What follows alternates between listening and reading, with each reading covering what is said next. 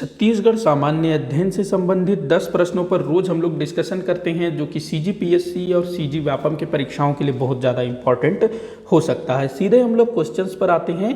तो आज का जो पहला क्वेश्चन है वो है, निम्न कथनों पर विचार करने को बोल रहा है। 4 कथन दिए हुए हैं, देख लेते हैं। पहला दिया है, छत्तीसगढ़ से प्रकाशित होने वाला पहला समाचार पत्र छत्तीसगढ़ मित्र था। बिल्कुल सत्य कथन है भाई, छत्तीसगढ़ मित्र था ना पहला समाचार पत्र, जो कि सन 1900 में प्रकाशित होना आरंभ हुआ था। दूसरा दिया है, यह पत्र मासिक प्रकाशित होता था। क्या बोल रहा है कि ये जो पत्रिका है छत्तीसगढ़ मित्र, ये मासिक मंथली निकलता था। तो देखिएगा अभी क्या होता है, आपके घर में जो समाचार पत्र है वो रेगुलर आता है, डेली आता है। सुबह आपके उठने से पहले आपके घर में समाचार पत्र पहुंच चुका होता है। लेकिन पहले क्या होता था, जो प्रिंटिंग प्रेस है उतने ज़्यादा अवेलेबल नहीं थे, काफ़ी महंगा होता था। तो अधिकतर जो समाचार पत्र होते थे साप्ताहिक होता था, महीना में एक निकलता था, मासिक होता था। बहुत कम थे जो दैनिक प्रकाशित होते थे। बाद में धीरे धीरे जो है दैनिक समाचार पत्रों की संख्या बढ़ने लगी। तो ये जो क्या कहते हैं छत्तीसगढ़ मित्र, ये मासिक प्रकाशित होता था महीने में एक बार। तो ये बिल्कुल सत्य कथन है। अगला दिया है, यह पत्र 3 वर्ष तक चला। ये जो पत्र है 3 वर्ष तक चला, बिल्कुल सही है। सन 1900 में इसका प्रकाशन आरंभ हुआ और ये 1903 तक चला। उसके बाद इसको जो है बंद करना पड़ा। संपादक कौन थे भाई इसके? तो माधवराव सप्रे। इसके संपादक माधवराव सप्रे जी थे, जो कि बिलासपुर के पेंड्रा रोड से इसका प्रकाशन करते थे। तो यहाँ पर चारों कथन ही सत्य होगा। 1, 2, 3, 4 यहाँ सभी सही है, मतलब द आपका उत्तर होगा, द। आगे बढ़ते हैं अगले क्वेश्चन की तरफ। छत्तीसगढ़ की सबसे पिछड़ी जनजाति कौन सी है? छत्तीसगढ़ की सबसे पिछड़ी जनजाति, पिछले वाले वीडियो में शायद एक क्वेश्चन था विशेष पिछड़ी जनजातियों के संदर्भ में। तो उनमें भी ना, मतलब टोटल हमारे यहाँ 7 विशेष पिछड़ी जनजातियाँ, लेकिन इनमें भी ना एकदम ज़्यादा पिछड़ी हुई, जो बहुत ज़्यादा एकदम आदिम जीवन व्यतीत करती है, मतलब आदि मानव टाइप की, तो वो कौन सी है? तो वो है अबुझमाड़िया। देखिए अबुझमाड़िया जो कि नारायणपुर जिले के अबुझमाड़ क्षेत्र में निवास करते हैं। कुछ वर्ष पहले तक ना जो आम लोग हैं, जो सामान्य लोग हैं, उनका अबुझमाड़ क्षेत्र में प्रवेश मना था। मतलब कि कोई भी जो नागरिक है, मतलब कोई भी आम आदमी, वो अबुझमाड़ क्षेत्र में प्रवेश नहीं कर सकता था, वहाँ जाना प्रतिबंधित था। क्यों? क्योंकि जो अबुझमाड़िया जनजाति के लोग हैं उनका जो रहन सहन था बिल्कुल पुराने तौर तरीकों से था। ये लोग जैसे आदि मानव, कुछ उस टाइप से, हालांकि एकदम आदि मानव टाइप के नहीं, थोड़े से उनसे डेवलप थे, लेकिन एकदम पुराने तौर तरीके से ये लोग जी रहे थे और काफ़ी पिछड़े हुए। तो ये अभी भी काफ़ी पिछड़े हुए हैं। तो सबसे पिछड़ी जनजाति है अबुझमाड़िया। आगे बढ़ते हैं अगले क्वेश्चन की तरफ। तेलिन माता का मंदिर कहाँ स्थित है? तेलिन माता का मंदिर, तो देखिएगा ये जो तेलिन माता का मंदिर है ना, ये कोंडागांव जिले में पड़ता है। लेकिन चूंकि यहाँ पर केशकाल भी दिया हुआ है, और ये जो तेलिन माता का मंदिर है ना, विशेष करके केशकाल क्षेत्र के अंतर्गत आता है। अगर केशकाल नहीं होगा तो आप कोंडागांव टिक कर सकते हैं। जो अगर आप रायपुर से कभी जगदलपुर गए होंगे, बस्तर, जगदलपुर, कोंडागांव अगर गए होंगे, तो जो केशकाल है ना, वहाँ पर एक बढ़िया घाटी पड़ता है, जो केशकाल घाटी के नाम से जाना जाता है। वहीं पर जो है ये तेलिन माता का मंदिर स्थित है उसी तरफ। और वो जो घाटी है ना, उसको तेलिन घाटी के नाम से भी जाना जाता है। तो केशकाल में है ये तेलिन माता का मंदिर। आगे बढ़ते हैं अगले क्वेश्चन की तरफ। अगला क्वेश्चन है, अंगादेव किस जनजाति में प्रचलित देवता है? अंगादेव, तो भाई ये जो है ना मुरिया जनजाति में प्रचलित है अंगादेव। अंगादेव जो है ना काष्ठ से बनाया जाता है, लकड़ी से, कुछ इस तरह का होता है, ऐसा होता है दो, बीच में फिर ना ऐसे होता है, और जो ये मतलब ऐसे नहीं होगा, कुछ ऐसे होगा। और जो इनके जो पूजा वूजा करने वाले लोग हैं ना, जिनके ऊपर देवी आरूढ़ होती है, देवता आरूढ़ होते हैं, तो वो जो है इसको पकड़ते हैं। ये एक तरह का खाट जैसा बन गया ना एक, तो इसको पकड़ते हैं। ये जो बचा है हिस्सा है यहाँ, तो इसको पकड़ते हैं ऐसे कंधे में लेके, फिर इसको जो है ना वो नाचते डोलते हैं। आप लोग देखिएगा अगर कभी यूट्यूब वगैरह में देखने को मिले तो अंगादेव मुरिया जनजाति में प्रचलित है। अगला क्वेश्चन है, छत्तीसगढ़ का प्रथम जिलेदार कौन था? तो जिलेदार, शायद ना मैंने इस तरह का कोई क्वेश्चन पीछे किसी वीडियो में पूछा था, मुझे ऐसा लग रहा है। हाँ, पूछा था, क्रम बताना था ना उसमें, तो उसमें मैंने बताया था छत्तीसगढ़ का प्रथम जिलेदार कौन था। तो आप लोग नीचे कमेंट बॉक्स में बताइए जल्दी से। तो प्रथम जिलेदार थे भाई, आखिरी थे गोपाल राव। आखिरी नंबर में कौन थे? गोपाल राव। ये 1854 में, 1854 में कौन थे? गोपाल राव। 1854 में गोपाल राव, और पहले थे 1830 में ये कृष्णा राव। तो इसका आंसर क्या हो जाएगा? कृष्णा राव।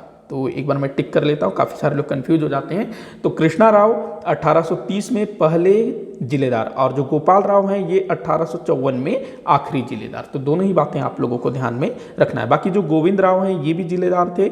सखाराम हरि ये जिलेदार नहीं थे भाई, ये तो सूबेदार थे। जो सूबा शासन चल रहा था ना छत्तीसगढ़ में, तो उस टाइम पे सखाराम हरि सूबेदार के रूप में नियुक्त हुआ था। और इसकी तो सखाराम हरि की रतनपुर के किसी व्यक्ति ने गोली मार करके हत्या भी कर दी थी। तो प्रथम जिलेदार कृष्णा राव, आखिरी गोपाल राव, अक्सर पूछा जाता है। अगला क्वेश्चन है, काष्ठ निर्मित सुंदर तंबाकू पात्र का प्रचलन किस जनजाति में है? काष्ठ निर्मित मतलब लकड़ी से बना हुआ तंबाकू का सुंदर पात्र, इसका प्रचलन मतलब हमारे छत्तीसगढ़ के जो लोग हैं नॉर्मली अधिकतर लोग वो क्या करते हैं, तंबाकू खाते हैं। तंबाकू चूने से मसल मसल करके तंबाकू खाया जाता है ना, मुंह में दबाते हैं फिर थूकते रहते हैं। इसके अलावा बीड़ी वगैरह पीने के भी शौकीन हैं हमारे छत्तीसगढ़िया लोग। तो ये चीज़ें जो है ना जनजातियों में भी काफ़ी देखने को मिलती है।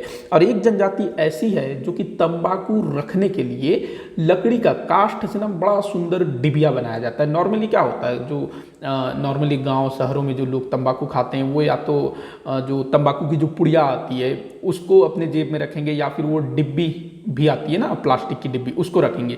लेकिन एक ऐसी जनजाति है जो लकड़ी से, काष्ठ से बड़ा मतलब सुंदर डिबिया बनाएंगे। जैसे आप लोग अगर लकड़ी का, बांस वगैरह का, लकड़ी का आप लोगों ने पेन स्टैंड या फिर कोई इस तरह का क्राफ्ट देखा होगा, तो उसी तरह का वो जो है तंबाकू रखने के लिए सुंदर सा डिबिया बनाते हैं लकड़ी से। उसमें कलाकारी भी करते हैं, कुछ खोद खाद करके, गोदागादी करके आप लोगों ने देखा होगा कोई मूर्ति वगैरह में, तो उस टाइप का।